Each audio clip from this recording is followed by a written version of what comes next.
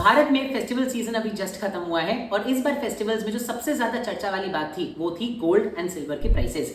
हम लोगों ने इस बार एक अनप्रेसिडेंटेड सर्ज देखा है गोल्ड एंड सिल्वर के प्राइसेस में एंड इतना ग्रोथ शायद ही कभी किसी ने देखा होगा।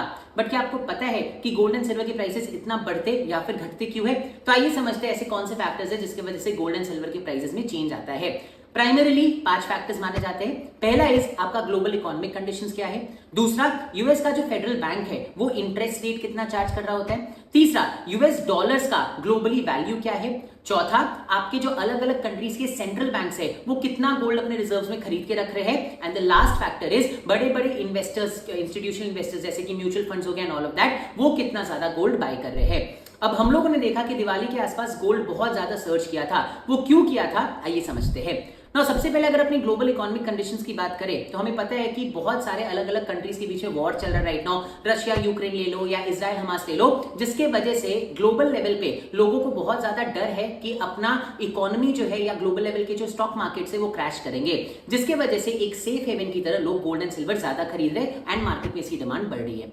दूसरा, अगर अपने बात करें यूएस के फेडरल बैंक के इंटरेस्ट रेट की, तो यूएस फेडरल बैंक का जब इंटरेस्ट रेट कम कर रहा होता है ना, या ऐसा स्पेकुलेशन होता है कि वो इंटरेस्ट कम देगा, तो वहां पे गोल्ड की डिमांड बढ़ जाती है, क्योंकि लोगों को ऐसा लगता है कि अगर इंटरेस्ट रेट कम हो गया है तो उनके बॉन्ड पे रिटर्न्स कम आएंगे और बॉन्ड पे रिटर्न्स कम आएंगे तो दे प्रेफर बाइंग गोल्ड। अभी रिसेंटली यही लोग ने मानने लग गए थे कि यूएस का फेडरल बैंक इंटरेस्ट रेट कम कर रहा है एंड दैट इज व्हाई लोग अपने इन्वेस्टमेंट्स को निकाल के गोल्ड में डाल रहे थे, हेंस इंक्रीजिंग द डिमांड।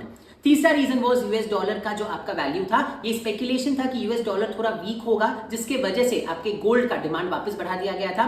चौथा reason very very very important was globally अलग अलग देश के जो सेंट्रल बैंक्स है उन्होंने अपने गोल्ड रिजर्व्स को बढ़ाने के लिए बहुत ज्यादा गोल्ड की बाइंग स्टार्ट कर दी थी, जिसके वजह से मार्केट में गोल्ड का डिमांड अगेन बढ़ गया था and higher the demand higher are the prices. And the last and very important thing, because अभी हर एक देश का जो स्टॉक मार्केट है बहुत अनप्रेडिक्टेबल हुआ है, इसलिए जो बड़े बड़े इंस्टीट्यूशनल बायर्स है वो अपने रिस्क को हेज करने के लिए बहुत सारा अमाउंट या एक पोर्शन ऑफ देयर इन्वेस्टमेंट जो है वो गोल्ड एंड सिल्वर में कर रहे हैं, जिसकी वजह से अगेन डिमांड बढ़ गया।